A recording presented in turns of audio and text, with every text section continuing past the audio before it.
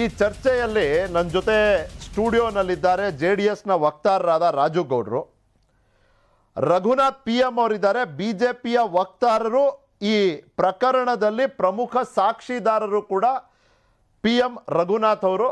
ನಿಮಗೂ ಸ್ವಾಗತ ರಘುನಾಥ್ ಅವರೇ. ಇನ್ನು ಸುಪ್ರೀಂ ಕೋರ್ಟಿನ ವಕೀಲರು, ಕಾಂಗ್ರೆಸ್ಸಿನ ನಾಯಕರು, ರಾಜ್ಯ ಘಟಕದಲ್ಲಿ ವಕ್ತಾರರು ಕೂಡ ಸಂಕೇತ್ ಏಣಿಗೆಯವರು. ನಮಸ್ಕಾರ ಸಂಕೇತ್ ಏಣಿಗೆಯವರೇ. ನಿಖಿಲ್ ಮಾತಾಡ್ತೀನಿ, ಸ್ವಾಗತ ನಿಮಗೆ. ನಮಸ್ಕಾರ.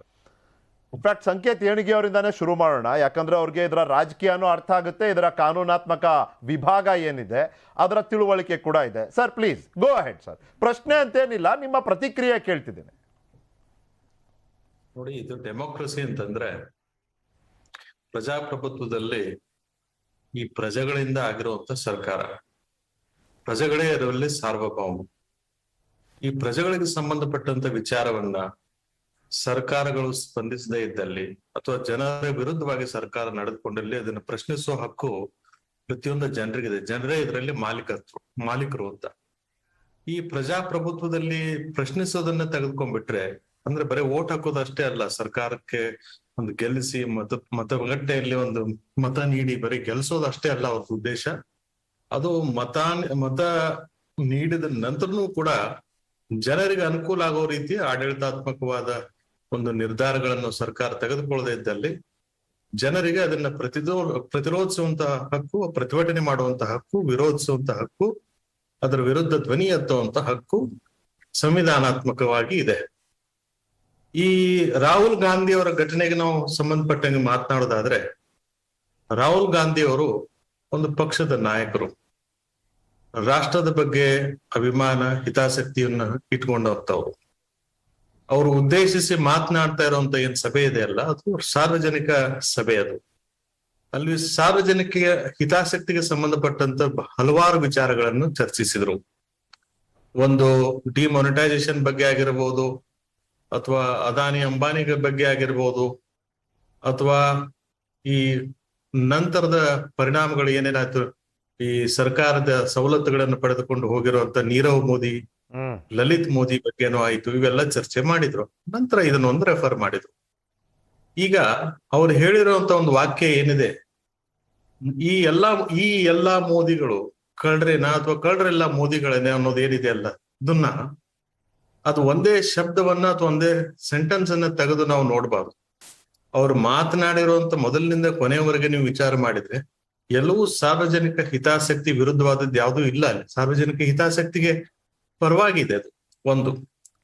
ಇವರು ಆ ಸೆಂಟೆನ್ಸ್ ನಲ್ಲಿ ರೆಫರ್ ಮಾಡಿರೋದು ಮೋದಿಗಳು ಅಂತಂದ್ರೆ ಯಾರು ಅಂದ್ರೆ, ಒಂದು ನೀರವ್ ಮೋದಿ, ಒಬ್ರು ಲಲಿತ್ ಮೋದಿ, ಇನ್ನೊಬ್ರು ಮೂರನೇವರು ಪ್ರಧಾನಮಂತ್ರಿ ನರೇಂದ್ರ ಮೋದಿ ಅವರು. ಅಲ್ಲ, ಒಂದ್ ನಿಮಿಷ. ಅವ್ರು ಹೇಳ್ತಾರೆ ಎಲ್ಲಾ ಕಳ್ಳರು ಯಾಕೆ ಮೋದಿನೇ ಆಗಿರ್ತಾರೆ ಅಂತ. ಅಲ್ಲ, ನಾನು ಸೆಂಟೆನ್ಸ್ ಹೇಳದೇ ಇದ್ರೆ ತಪ್ಪಾಗ್ತದೆ. ಈಗ ಅದರಲ್ಲಿ ಉಲ್ಲೇಖ ಮಾಡಿರುವಂತ ಮೂರು ಮೋದಿಗಳು ಏನಿದ್ದಾರೆ, ಸನ್ಮಾನ್ಯರು 3 ಜನ. ಆ 3 ಜನ ಸನ್ಮಾನ್ಯರು ಈ ರಾಹುಲ್ ಗಾಂಧಿ ಹೇಳಿಕೆ ತಪ್ಪಿದೆ, ನಾವು ಕಳ್ಳರಲ್ಲ, ನಾವು ಸುಳ್ರಲ್ಲ, ನಾವು ಮೋಸಗಾರರಲ್ಲ ಅಂತ ರಾಹುಲ್ ಗಾಂಧಿ ಅವ್ರ ಮೇಲೆ ಕೇಸ್ ಹಾಕೋದಕ್ಕೆ ಅವಕಾಶ ಇತ್ತು ಕಾನೂನಿನಲ್ಲಿ. ಅವರು ನಿಜವಾಗ್ಲೂ ಅವರು ರಾಹುಲ್ ಗಾಂಧಿ ಅವರ ಹೇಳಿಕೆಯಿಂದ ಅವ್ರಿಗೆ ಹಿನ್ನಡೆ ಆಗಿದ್ರೆ, ತೊಂದರೆ ಆಗಿದ್ರೆ, ಅವ್ರಿಗೆ ಡಿಫೇಮ್ ಆಗಿದ್ರೆ, ಅವ್ರು ಹೇಳೋ ವಿಚಾರಗಳಲ್ಲಿ ಸತ್ಯತೆ ಇಲ್ಲದೆ ಇದ್ರೆ ಅದನ್ನ ಡಿಫೆಮೇಷನ್ ಹಾಕೋದಕ್ಕೆ ಯಾವುದೇ ಕಾನೂನಲ್ಲಿ ಕೂಡ ಅವಕಾಶ ಇತ್ತು. ಅದನ್ನ ತೋಳಿಲ್ಲ ಅವ್ರು. ಒಂದು, ರಾಹುಲ್ ಗಾಂಧಿಯವ್ರನ್ನ ಯಾರು ಪ್ರತಿಭಟಿಸ್ಬೇಕಾಗಿತ್ತು, ವಿರೋಧ ಮಾಡ್ಬೇಕಾಗಿತ್ತು, ಯಾರು ಸುಳ್ಳು ಅಂತ ಹೇಳ್ಬೇಕಾಗಿತ್ತು, ಅವ್ರು ಹೇಳಿಲ್ಲ. ಈಗ ಮೋದಿ ಸಮಾಜ ಅಂತ ಯಾವ್ದು ಸಮಾಜ ಇಲ್ಲ, ಅದೊಂದು ಜಾತಿ ಸಮಾಜ ಅನ್ನೋದಿಲ್ಲ ಅಲ್ಲಿ. ರೈಟ್. ಮೋದಿ ಸರ್ನೇಮ್ ಇರೋದಕ್ಕೆ ಮಾತ್ರ ಕೆಲವು ಜನ ಮೋದಿ ಅಂತ ಅಂದ ತಕ್ಷಣ ನಮಗೂ ಅಪ್ಲೈ ಆಗ್ತದೆ ಅಂತ ಹೇಳ್ತಾರೆ. ಇದು ಬಹಳ ವಿಶಾಲವಾದ ವಿಚಾರನ್ನ ನಾವು ಗಂಭೀರವಾಗಿ ಪರಿಗಣನೆಗೆ ತಗೋಬೇಕಾಗ್ತದೆ. ಯಾಕಂದ್ರೆ ಬರೇ ಮೋದಿ ಕುಟುಂಬ ಅಥವಾ ಮೋದಿ ಸರ್ನೇಮ್ ಅನ್ನೋ ವಿಚಾರ ಇಲ್ಲ ಇಲ್ಲಿ. ರೈಟ್. ಅದ್ರ ಹಿಂದಿರುವಂತ ಉದ್ದೇಶ ಸಾರ್ವಜನಿಕ ಹಿತಾಸಕ್ತಿ ಏನಿದೆ ಅದ್ರ ಬಗ್ಗೆ ನೋಡ್ಬೇಕಾಗ್ತದೆ. ಸಂಕೇತ್ ಅವರೇ, ಬೇಸಿಕ್ ಆಯ್ತಾ? ನೀವು ಹೇಳಿದ್ದೀರಿ, ಅರ್ಥ ಆಯ್ತು ನನಗೆ. ಮೋದಿ ಅಂದ ತಕ್ಷಣ ಎಲ್ರು ತಮಗೆ ತಾವು ಅದನ್ನ ಅನ್ವಯಿಸ್ಕೋಬೇಕಾಗಿಲ್ಲ, ಅದ್ಯಾವುದೋ ಒಂದು ಹಿಂದುಳಿದ ವರ್ಗಗಳ ಒಂದು ಸಮುದಾಯ ಅಂತ ಹೇಳ್ತಿದ್ದೀರಿ, ಅದು ಎಲ್ರಿಗೂ ಆಗುತ್ತೆ ಅಂತ ನೀವು ಅನ್ಕೊಳ್ಳೋ ಅವಶ್ಯಕತೆ ಇಲ್ಲ ಅನ್ನೋದನ್ನ ನೀವು ಹೇಳಿದ್ದೀರಿ. ಯಾರು 3 ವ್ಯಕ್ತಿಗಳ ಬಗ್ಗೆ ಮೋದಿ ಅನ್ನೋ ಉಪನಾಮ ಅವ್ರ ಸರ್ನೇಮ್ ಇರೋಂಥ ಯಾವ 3 ವ್ಯಕ್ತಿಗಳ ಬಗ್ಗೆ ಮಾತನಾಡಿದ್ದಾರೆ, ಆ 3 ವ್ಯಕ್ತಿಗಳು ಡಿಫೆಮೇಷನ್ ಅಂತ ಹಾಕಿಲ್ಲ ಅನ್ನೋ ಮಾತನ್ನ ಕೂಡ ನೀವು ಹೇಳಿದ್ದೀರಿ. ಸರಿ, ಪ್ರಶ್ನೆ ಇರೋದು, ಅವ್ರು ಕೇಳಿದ್ದು ನಿರ್ದಿಷ್ಟವಾಗಿ ನರೇಂದ್ರ ಮೋದಿ, ನೀರವ್ ಮೋದಿ, ಲಲಿತ್ ಮೋದಿ ಅನ್ನೋ ಹೆಸರುಗಳನ್ನ ಮಾತ್ರ ತೆಗೆದು ಮಾತಾಡಿದಿದ್ರೆ ಆ ಸಾರ್ವತ್ರಿಕ ಅಥವಾ ಜನರಲೈಸೇಷನ್ ಅನ್ನೋ ಒಂದು ಆರೋಪನ ನೀವು ಎದುರಿಸ್ಬೇಕಾಗಿರ್ಲಿಲ್ಲ.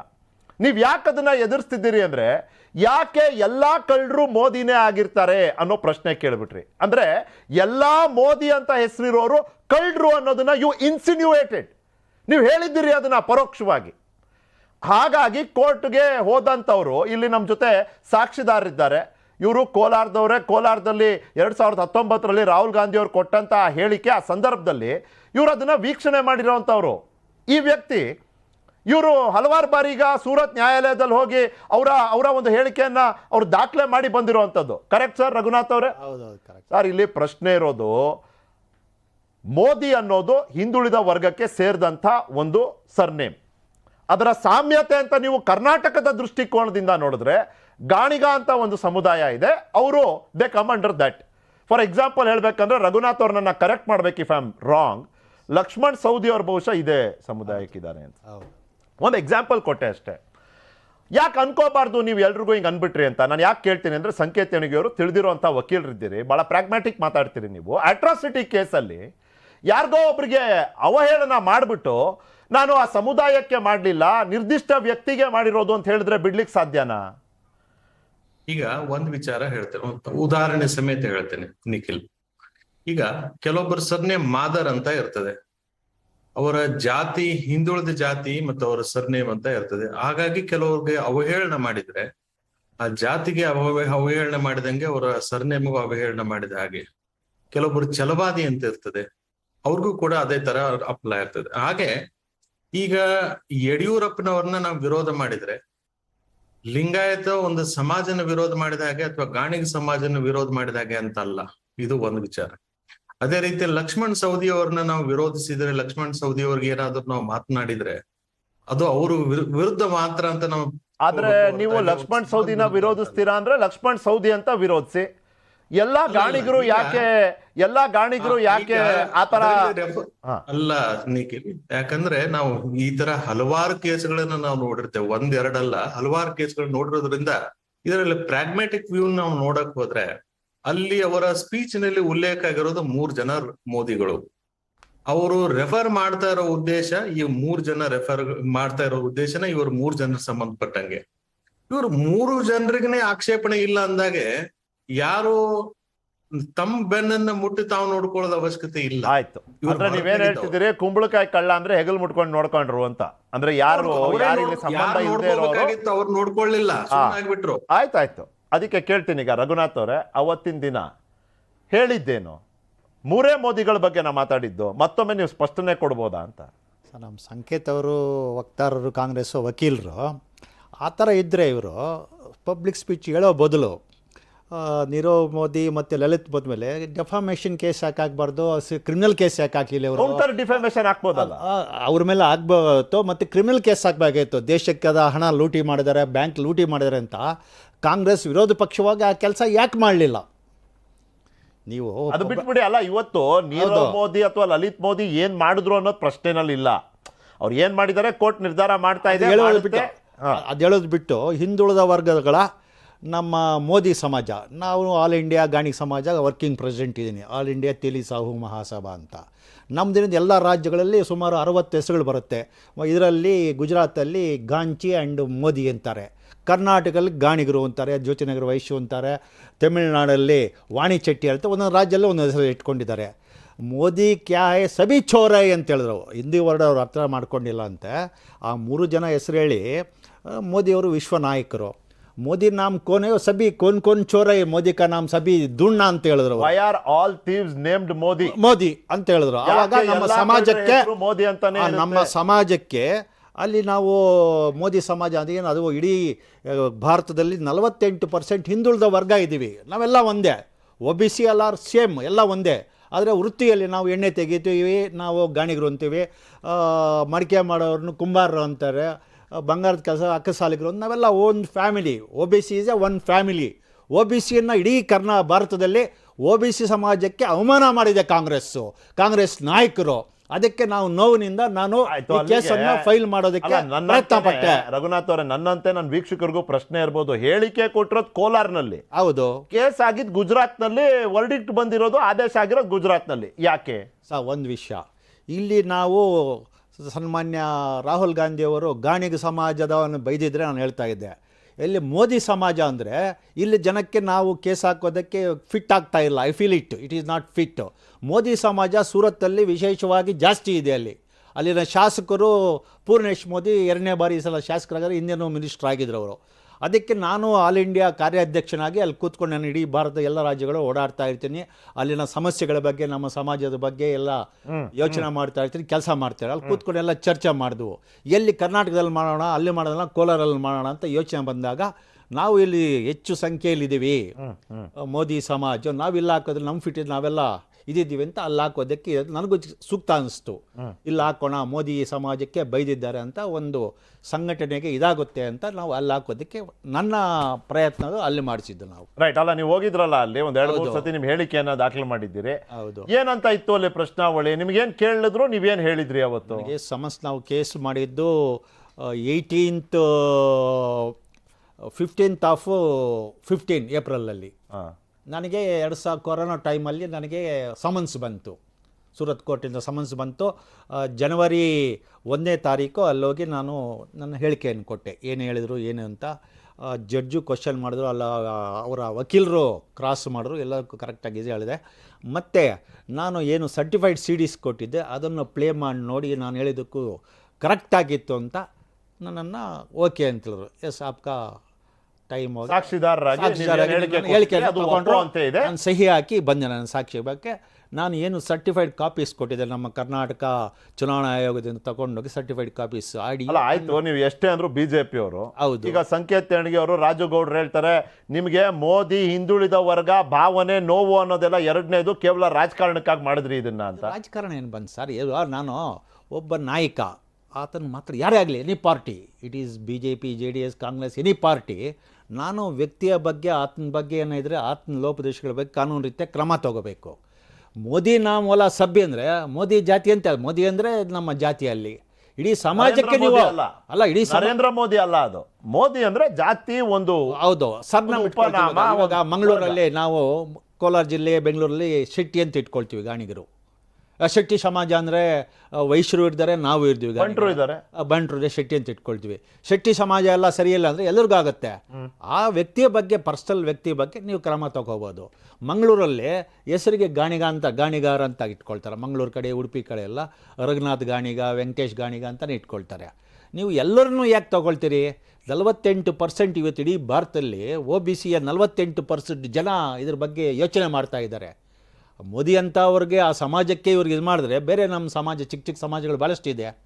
ಸುಮಾರು ಒಂದು 2 ಲಕ್ಷ, 4 ಲಕ್ಷ, 5 ಲಕ್ಷ ಸಮಾಜಗಳು ಭಾಳ ಇದೆ. OBCಯಲ್ಲಿ ಸುಮಾರು 340 ಸಮಾಜಗಳು ಆಲ್ ಓವರ್ ಇಂಡಿಯಾ ಇದೆ. ಎಲ್ಲರಿಗೂ ನೋವಾಗಿದೆ. ನೋವಿನ ಪ್ರಶ್ನೆ ಇದು. ಇವಾಗ ಕಾಂಗ್ರೆಸ್ ಅವರು ಇದನ್ನು ಯೋಚನೆ ಮಾಡಬೇಕು. ನಾವು ವೋಟ್ ಬ್ಯಾಂಕ್, ನಮ್ಮದು ಓಟುಗಳು ಬೇಕಾ, ನಿಮ್ಗೆ ಬೇಡವಾ ಕಾಂಗ್ರೆಸ್ ಅವ್ರಿಗೆ? ಆದರೆ ನಿಮ್ಗೆ ಓಟ್ ಬರೋಲ್ಲ, ಒಂದು ಕೋಮನ ಓಟನ್ನೇ ಇಟ್ಕೊಂಡು OBCಯನ್ನು ನೀವು ನೆಗ್ಲೆಕ್ಟ್ ಮಾಡ್ತೀರಾ? ಮೋದಿ ಕಾ ನಮ್ಮ ಸಭಿ ಚೋರಾಯ್, ಕೋನ್ ಮೋದಿ ಸಭಿ ಚೋರಾಯ್ ದುಣ್ಣ ಅಂತ ಹೇಳಿದ್ರೆ ಏನು ಅರ್ಥ? ಅದು ತಪ್ಪದು. ಯಾರೇ ಆಗಲಿ ಮಾತಾಡೋದು ಕಲ್ತ್ಕೋಬೇಕು. ಸಮಾಜಕ್ಕೆ ಹಾನಿ ಆಗಬಾರ್ದು. ನಮ್ಮ ಸಮಾಜಕ್ಕೆ ನೋವಾಗಿದೆ, ನಮ್ಮ ಸಮಾಜಕ್ಕೆ ಇಡೀ OBC. ಇವತ್ತು ನಿಮ್ಮ ಸಮಾಜಕ್ಕೆ ನಿಮ್ಮ ಪ್ರಕಾರ ನ್ಯಾಯ ಸಿಗ್ತಾ ಸರ್? ಸತ್ಯಮೇವ ಜಯತೆ, ಏನು ಸತ್ಯ ಇದೆ ಇವತ್ತು ಕೋರ್ಟಿನ ನ್ಯಾಯಾಲಯ ಆದೇಶ ಮಾಡಿದೆ, ಕರೆಕ್ಟಾಗಿ ಸತ್ಯಕ್ಕೆ ಜಯ ಸಿಕ್ಕಿದೆ. ಎಲ್ಲ ನಮ್ಮ ಭಾರತದ ಹಿಂದುಳಿದ ವರ್ಗಗಳ OBCವರಿಗೆ ನಮ್ಗೆ ರಕ್ಷಣೆ ಸಿಕ್ಕಿದೆ ನ್ಯಾಯಾಲಯದ ಮುಖಾಂತರ. ಖುಷಿಯಾಗಿದ್ದಾರೆ. ಅಂದ್ರೆ ಹಿಂಗೆ ಓಪನ್ ಆಗಿ ಸಾರ್ವತ್ರಿಕವಾಗಿ ಅರ್ಥವಿಲ್ಲದೆ ಹೀಯಾಳಿಸುವಂತದ್ದಕ್ಕೆ ಇವತ್ತು ಒಂದು ಸ್ಪಷ್ಟ ಸಂದೇಶ ಸಿಕ್ಕಿದೆ. ಇದನ್ನ ಸಹಿಸಲ್ಲ ಈ ದೇಶ ಅಂತ. ಈ ಸಂದೇಶ ಎಲ್ಲ ನಾಯಕರಿಗೂ ಅನ್ವಯಿಸುತ್ತೆ. ಆಲ್ ಪಾರ್ಟಿ ಪೊಲಿಟಿಕಲ್ ಲೀಡರ್ಸ್ ದೊಡ್ಡವರೇ ಇರಲಿ, ಮಾತಾಡೋದನ್ನ ಕಲ್ತ್ಕೋಬೇಕಾಗಿದೆ. ರಾಜಗೌಡ್ರೆ, ಇವತ್ತಿನ ಪರಿಸ್ಥಿತಿ ಹೆಂಗಿದೆ ಅಂದ್ರೆ, ಬರೀ ತಪ್ಪೇ ಮಾಡಿದ್ರೆ ಶಿಕ್ಷೆ ಅನುಭವಿಸ್ಬೇಕಲ್ಲ, ಒಂದೊಂದ್ಸತಿ ಸರಿಯಾದ ಕೆಲಸ ಮಾಡಿದ್ರು ಕೂಡ ಅದು ಯಾವಾಗೋ ಒಂದ್ಸತಿ ಭವಿಷ್ಯದಲ್ಲಿ ಬಂದು ನಮ್ಮ ಮುಖಕ್ಕೆ ಕುಕ್ಕು ಬಿಡ್ಬೋದು ಅನ್ನೋ ಉದಾಹರಣೆ ಇಲ್ಲಿದೆ. ಇದಕ್ಕೆ ಸಂಬಂಧಪಟ್ಟಂತೆ ಒಂದು ಆರ್ಡಿನೆನ್ಸ್ ಇತ್ತು ರಾಜಗೌಡ್ರೆ, 2013ರಲ್ಲಿ ಬಂದಿತ್ತದು. ಸಂಕೇತ್ ತೆಣಗಿ ಅವರು ಗೊತ್ತಿದೆ ಅದು. ಅವತ್ತು ಏನು ಹೇಳಿದ್ರು ಅಂದ್ರೆ, ಡಿಸ್ಕ್ವಾಲಿಫೈ ಅಂದ್ರೆ ಕನ್ವಿಕ್ಷನ್ ಆದ ತಕ್ಷಣ ಡಿಸ್ಕ್ವಾಲಿಫೈ ಮಾಡೋದು ಬೇಡ ಅನ್ನೋ ಆರ್ಡಿನೆನ್ಸ್ ಮನಮೋಹನ್ ಸಿಂಗ್ ಸರ್ಕಾರ ತಂದಿತ್ತು.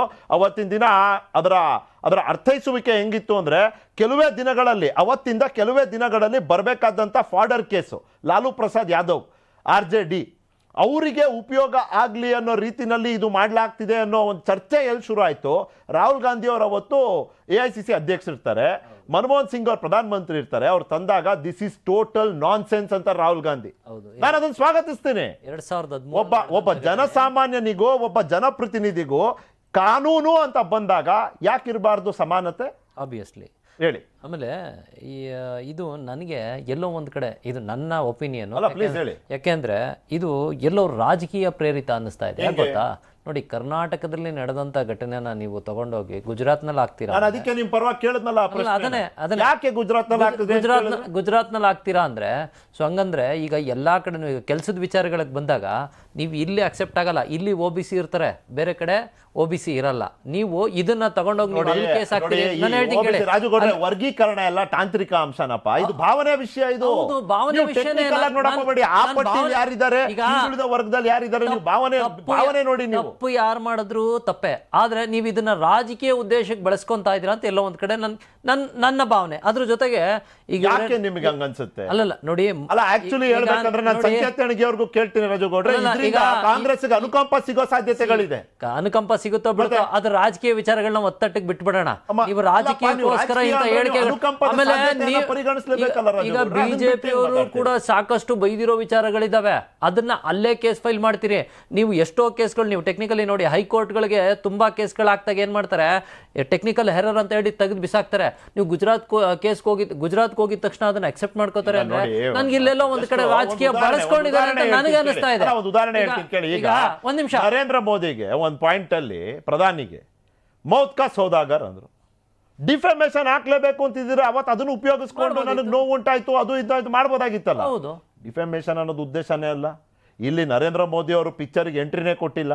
ಈ ಪ್ರಕರಣದಲ್ಲಿ ಪ್ರಮುಖ ಪಾತ್ರ ಯಾರು ನಿಭಾಯಿಸಿದ್ದಾರೆ? ನಿಖಿಲ್, ರಾಜಕೀಯ ಅಂದ್ರೆ ಹಿಂಗೇನೆ, ಇನ್ನೊಬ್ರು ಹೆಗಲ ಮೇಲೆ ಇಟ್ಟು ಗನ್ನಿಟ್ಟು ಫೈರ್ ಮಾಡೋದೇ ರಾಜಕಾರಣ. ಅದು ನಮಗ್ ಗೊತ್ತಿಲ್ಲ ಬಿಡಿ, ನಾವು ಸೀದಾ ಮಾಡಲ್ಲ. ಈಗ ಸೀದಾ ನೀವು ಮಾತಾಡಬಹುದು, ಇನ್ನೊಬ್ರು ಹೆಗಲ ಮೇಲೆ ಇಟ್ಟು ಫೈರ್ ಮಾಡೋದೇ ರಾಜಕಾರಣ. ಈಗ ಇಲ್ಲಿ ಡಿಸ್ಕ್ವಾಲಿಫೈ ಮಾಡೋ ವಿಚಾರಕ್ಕೆ ಬಂದಾಗೂ ಅಷ್ಟೇ, ಕಪಿಲ್ ಸಿಬಿಲ್ ಅವರು ಒಂದು ಮಾತು ಹೇಳ್ತಾರೆ. ಏನ್ ಹೇಳ್ತಾರೆ ಅಂದ್ರೆ, ಏಕಾಏಕಿ ಈಗ ಒಂದೇ ದಿನಕ್ಕೆ ಆರ್ಡರ್ ಬಂದಿದ ತಕ್ಷಣ ನೀವು ಡಿಸ್ಕ್ವಾಲಿಫೈ ಮಾಡ್ಲಿಕ್ಕಾಗಲ್ಲ, ಸೆಕ್ರೆಟರಿ ಅದನ್ನ ಮಾಡ್ಲಿಕ್ಕಾಗಲ್ಲ, ರಾಷ್ಟ್ರಪತಿ ಹತ್ರ ಒಂದ್ ರೌಂಡ್ ಚರ್ಚೆ ಮಾಡಿ ಮಾಡಬಹುದು, ಮತ್ತೆ ಅವ್ರಿಗೆ ಅಪೀಲ್ ಹೋಗ್ಲಿಕ್ಕೆ ಒಂದು ಅವಕಾಶ ಮಾಡ್ಕೊಡ್ಬೇಕಾಗುತ್ತೆ.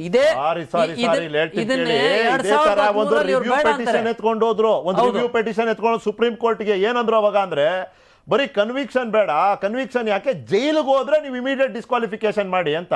ಎಷ್ಟೋ ಪ್ರಕರಣಗಳಲ್ಲಿ ಕನ್ವಿಕ್ಷನ್ ಆಗಿರೋದಿಲ್ಲ, ಸಾಕ್ಷ್ಯವನ್ನ ನಾಶ ಪಡಿಸ್ತಾರೆ ಅನ್ನೋ ಆತಂಕ ಮತ್ತೆ ವಾದ ವ್ಯಕ್ತಪಡಿಸಿದಾಗ ನ್ಯಾಯಾಲಯದ ಮುಂದೆ ಅವ್ರನ್ನ ಜುಡಿಷಿಯಲ್ ಕಸ್ಟಡಿಗೋ ಪೊಲೀಸ್ ಕಸ್ಟಡಿಗೋ ಕೊಡ್ಲಾಗುತ್ತೆ. ಕನ್ವಿಕ್ಷನ್ ಇನ್ನೂ ಆಗಿಲ್ಲ, ತನಿಖೆ ಹಂತದಲ್ಲಿದೆ, ಜೈಲಿಗೆ ಹೋದ್ರು ಅಂದ ತಕ್ಷಣ ನೀವು ಅವ್ರನ್ನ ಡಿಸ್ಕ್ವಾಲಿಫೈ ಮಾಡಬೇಕಾಗುತ್ತೆ. ಇದು ರಾಜಕೀಯವಾಗಿ ಅಸ್ತ್ರವಾಗಿ ಬಳಕೆ ಆಗುತ್ತೆ. ಹಂಗಾಗಿ ಸುಪ್ರೀಂ ಕೋರ್ಟ್ ಹೇಳ್ತು, ನಥಿಂಗ್ ಡೂಯಿಂಗ್. ನೀವು ಜೈಲನ್ನು ಮಾನದಂಡ ಇಟ್ಕೋಬೇಡಿ, ನೀವು ಮಾಡಬೇಕಾಗಿರೋದು ಕನ್ವಿಕ್ಷನ್. ಯಾಕೆ ಹೇಳಿ, ಕನ್ವಿಕ್ಷನ್ ಆಗೋದು ನ್ಯಾಯಾಲಯದಲ್ಲಿ. ಈಗ ಕೆಲವು ಕೋರ್ಟ್ ತನಿಖೆ ನ್ಯಾಯಾಲಯದಲ್ಲಿ ಆಗೋದಿಲ್ಲ, ತನಿಖೆ ಹೊರಗಡೆ ಆಗ್ತದೆ, ಕನ್ವಿಕ್ಷನ್ ಆಗೋದು ನ್ಯಾಯಾಲಯದಲ್ಲಿ. ಇದು ರಾಜಕೀಯವಾಗಿ ದುರ್ಬಳಕೆ ಆಗಬಾರ್ದು ಅನ್ನೋ ಕಾರಣಕ್ಕೆ ರಾಜುಗೌಡ್ರೆ ಅವತ್ತಿನ ದಿನ ಮಾನ್ಯ ಉಚ್ಚ ನ್ಯಾಯಾಲಯ, ಸರ್ವೋಚ್ಚ ನ್ಯಾಯಾಲಯ ಬಹಳ ಕರೆಕ್ಟ್ ಆಗಿ ಉತ್ತರ ಕೊಟ್ಟಿದೆ, ಕರೆಕ್ಟ್ ಆದಂತ ಆದೇಶ ಮಾಡಿದೆ. ಈಗ ಕೆಲವು ಕೇಸ್ಗಳಲ್ಲಿ ಏನಾಗ್ತವೆ, 2 ವರ್ಷಕ್ಕಿಂತ ಕಡಿಮೆ ಆದಂತವಕ್ಕೆ ಸೀದಾ ಜೈಲಿಗೆ ಕಳ್ಸಲ್ಲ, ಇಮಿಡಿಯೇಟ್ ಬೇಲ್ ಕೊಡುವಂತ ಪ್ರಕರಣಗಳು ಇಲ್ಲೂ ಕೊಟ್ಟಿದ್ದಾರೆ. ಮತ್ತೆ ಬೇಲ್ ಕೊಟ್ಟು ಕೇಳಿ, ಇಲ್ಲಿ ಬೇಲ್ ಕೊಟ್ಟು 3 months ಈ ಸೆಂಟೆನ್ಸ್ ನ ಸಸ್ಪೆನ್ಷನ್ ಅಲ್ಲಿ ಇಟ್ಟಿದ್ದಾರೆ. ಅವರಿಗೆ ಅಪೀಲ್ ಮಾಡೋದಕ್ಕೆ ಅವಕಾಶ ಕೊಟ್ಟಿದ್ದಾರೆ, ಆಯ್ತಾ. ಆದ್ರೆ ಅದೇ ಸರ್ವೋಚ್ಚ ನ್ಯಾಯಾಲಯ ಮತ್ತೆ ಹೇಳುತ್ತೆ, suspension of the sentence is not enough. Court ಇಂದ ನೀವು ಸ್ಟೇನೇ ತರಬೇಕು. ಫಾರ್ ಎಕ್ಸಾಂಪಲ್ ಹೇಳ್ತೀನಿ, ಮೊಹಮ್ಮದ್ ಫೈಜಲ್ ಅನ್ನೋ ಒಬ್ರು NCP ಲೋಕಸಭೆ ಸದಸ್ಯರೇ, ಲಕ್ಷದ್ವೀಪದಿಂದ. ಅವರು ಕಾಂಗ್ರೆಸ್ ಕಾರ್ಯಕರ್ತನ ಮೇಲೆ ಹಲ್ಲೆ ಮಾಡಿರ್ತಾರೆ ಅಂತೇಳಿ ಅಟೆಂಪ್ಟ್ ಟು ಮರ್ಡರ್ ಕೇಸ್ ಆಗಿ ಅದೇನೇನೋ ಆಗಿ 10 ವರ್ಷ ಶಿಕ್ಷೆ ಆಗುತ್ತೆ. ಅವರು ಜೈಲ್ನಲ್ಲೂ ಇರ್ತಾರೆ. ಅವ್ರು ಹೊರಗೆ ಬಂದ ಮೇಲೆ ಕೇರಳ ಹೈಕೋರ್ಟ್ ಅದನ್ನ ಸ್ಟೇ ಮಾಡುತ್ತೆ, ಇವ್ರು ಅವಾಗ ಹೊರಗೆ ಬರ್ತಾರೆ. ಈಗ ವಾಪಸ್ ಈಸ್ ಇನ್ ದ ಪಾರ್ಲಿಮೆಂಟ್. ನ್ಯಾಯಾಲಯ ತನ್ನ ಪಾತ್ರ ನಿಭಾಯಿಸಬೇಕಲ್ವಾ? ಅಲ್ಲ, ಇದು ಎಲ್ಲದಕ್ಕೂ ನೀವು ರಾಜಕೀಯ ಬಣ್ಣ ಬಳ್ದು ಇದು ನಮ್ಮ ರಾಜಕೀಯ ಸೇಡಿನ ರಾಜಕಾರಣ ಹಂಗೆ ಅಲ್ಲಪ್ಪ. ಸಾಮಾನ್ಯನಿಗೂ ನಿಮಗೂ ಯಾಕೆ ವ್ಯತ್ಯಾಸ ಇರಬೇಕು? ಇಲ್ಲಿ ನನಗೂ ರಾಜಗೌಡರಿಗೂ ರಾಜಕೀಯ ಬಣ್ಣ ಏನ್ ಬೆಳೀತಾ ಇದೀವಿ ಅಂದ್ರೆ, ಈಗ ಬೇರೆಯವ್ರ ಇಂಥ ಪ್ರಕರಣಗಳು ಬಂದಾಗ ನೀವು ಬೇರೆ ರಾಜ್ಯದಲ್ಲಿ ಹೋದ್ರೆ ಅಕ್ಸೆಪ್ಟ್ ಆಗತ್ತಾ ಕೇಸು? ಅಲ್ಲ ಸರ್, ಬೇರೆ ಕೇಸ್ಗಳು ಅಕ್ಸೆಪ್ಟ್ ಆಗುತ್ತೆ ಅದನ್ನ ಹೇಳಿ. ಸಂವಿಧಾನ ನನಗೆ ಅಧಿಕಾರ ಕೊಡುತ್ತೆ. ಸಂವಿಧಾನ ಅಧಿಕಾರ ಕೊಡುತ್ತೆ. ನೋಡಿ, ಇಲ್ಲಿ ಕೇಸ್ ಬೇರೆ ಕಡೆ ಅವಕಾಶ ಮಾಡ್ತೀರಿ ಹೆಂಗೆ ಅದರ ಅರ್ಥ? ಅಲ್ಲ, ಅವಕಾಶ ಅಂದ್ರೆ ಏನು? ಇದು ಯಾರು ಎಷ್ಟು ಕೇಸ್ಗಳಿದಾವೆ? ರಾಜುಗೌಡ್ರೆ, ನೀವು ಕರೆಕ್ಟ್ ಹೇಳಿದಿರಿ. ಅಲ್ಲ, ನೀವು ಕರೆಕ್ಟ್ ಹೇಳಿದಿರಿ. ಎಷ್ಟು ಕೇಸ್ಗಳಿದಾವೆ ಇಂಥ ಕೇಸ್ಗಳು ಯಾವ್ದಾನ ಇದೆ ಉದಾಹರಣೆ ಕೊಡಿ. ಈಗ ಹೈಕೋರ್ಟ್ ಅಲ್ಲಿ, ಸುಪ್ರೀಂ ಕೋರ್ಟ್ ಅಲ್ಲಿ ಆರ್ಡರ್ ಮಾಡೋಕ್ಕೂ ಮುಂಚೆ ಏನ್ ಮಾಡ್ತಾರೆ, ಕೆಲವು ಹಳೆ ಕೇಸ್ಗಳನ್ನ ರೆಫರ್ ಮಾಡ್ತಾರೆ. ಮತ್ತೆ ಇನ್ನೊಂದು ಮಾತು ಹೇಳ್ತೀನಿ, ಒಂದು ವರ್ಡಿಕ್ಟ್ ಇನ್ನೊಂದು ವರ್ಡಿಕ್ಟ್ ಮೇಲೆ ಬೈಂಡಿಂಗ್ ಅಂತಲ್ಲ, ಕೇವಲ ಒಂದು ದಿಕ್ಸೂಚಿ ಅಷ್ಟೇ. ಅದು ಅದನ್ನ ಪಾಲನೆ ಮಾಡಬೇಕು, ಅದರಂತೆಯೇ ಆಗಬೇಕು ಅನ್ನೋದೇನಿಲ್ಲ. ಕೇಸಲ್ಲೂ ಕೂಡ Karnataka high court is not bound by the Kerala high court verdict. Just ನಿಮ್ ಗಮನಕ್ಕೆ ನಾನು ಒಂದೇ ಒಂದು ಮಾತು ಹೇಳಿದೆ, ಇದು ನನ್ನ ಆಲೋಚನೆ ಅಂತ ಹೇಳ್ತಾ ಇದ್ದೀನಿ ಅಷ್ಟೇ. ಇದು ರಾಜಕೀಯವಾಗಿ ಬಳಕೆ ಆಗ್ತಾ ಇದೆ ಅಂತ ಒಂದು ಆಲೋಚನೆ ಹೇಳ್ತಾ ಇದ್ದೀನಿ.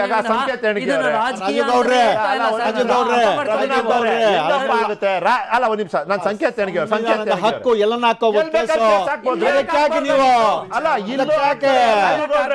ಹಾಕಬಹುದಾಗಿತ್ತು ಅನ್ನೋದು ನಿಮ್ ಪ್ರಶ್ನೆ ಸರಿ ಇದೆ. ಅದಕ್ಕೆ ನಿಮಗ್ ಬೇಕಾದ ಉತ್ತರ ಅವ್ರು ಕೊಡ್ಬೇಕಾಗಿಲ್ಲ ಅಂತ ನಾನು ಹೇಳ್ತಿರೋದು. ಸಂವಿಧಾನ ಫಾಲೋ ಮಾಡಿ, ಸಂವಿಧಾನ ಸರಿಯಾಗಿ ಓದಿ, ನೀವು ಸಂವಿಧಾನ ಓದ್ರಿ, ಸಂವಿಧಾನದ ಬಗ್ಗೆ ನೀವು ಕರೆಕ್ಟ್ ಹೇಳಿದಿರಿ. ರಾಜುಗೌಡ್ರೆ ಒಂದ್ ನಿಮಿಷ, ರಾಜುಗೌಡ್ರೆ ಒಂದ್ ನಿಮಿಷ ಹಾಕ್ಬಾರ್ದಾಗಿತ್ತು. ಆಯ್ತಪ್ಪ, ನೀವು ನಿಮ್ಗೇನ್ರಿಲ್ಲ ಅದಕ್ಕೆ ಅಲ್ಲ, ಇಲ್ಲಿ ಯಾಕೆ ಹಾಕ್ಬಾರ್ದಾಗಿತ್ತು ಅನ್ನೋ ಪ್ರಶ್ನೆ ಸರಿ ಇದೆ ರಾಜುಗೌಡ್ರೆ. ಇಲ್ಲಿ ಯಾಕೆ ಹಾಕ್ಬಾರ್ದಾಗಿತ್ತು ಪ್ರಶ್ನೆ ಸರಿ ಇದೆ. ಅಲ್ಲಿ ಹಾಕಿದೀವಿ, ತಪ್ಪಿಲ್ಲ ಅನ್ನೋದು ಉತ್ತರ ಇದೆ ಅವ್ರದ್ದು. ನಾನು ಹೇಳ್ತೇನೆ ತಪ್ಪೇನಿದೆ. ಒಂದ್ ನಿಮಿಷ, ಸಂಕೇತ ಅವರೇ, ಇದು ರಾಜಕೀಯ ಬಳಕೆ ಅನ್ನೋದು ಸಹಜವಾಗಿ